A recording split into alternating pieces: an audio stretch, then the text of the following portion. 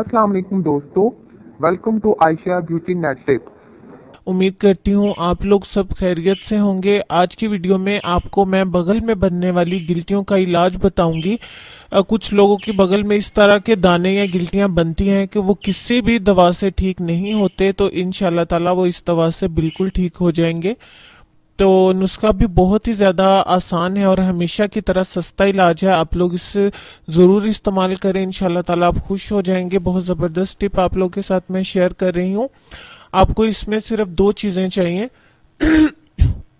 Penicillin का टीका powder वाला, किसी भी मेडिकल स्टोर से इसी नाम से बहुत आसानी से मिल जाएगा। आपको किसी भी पोटेंसी का मिल जाए, किसी भी साइज का मिल जाए, आप ले लें। हमें सिर्फ उसके पाउडर से गर्ज है।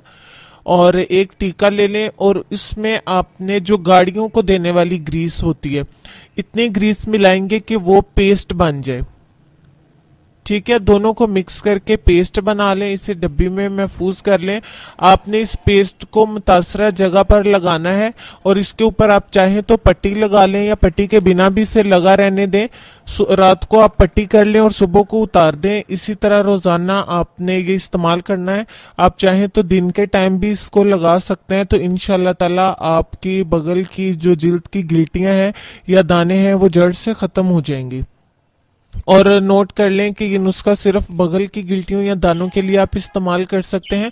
आप लोगों को चंद ही दिनों में इसका रिजल्ट जो है वो मिल जाएगा इंशाल्लाह ताला बहुत जल्द। और इसका रिजल्ट बहुत अच्छा है कि आप लोगों की टेंशन जो है वो खत्म हो जाएगी।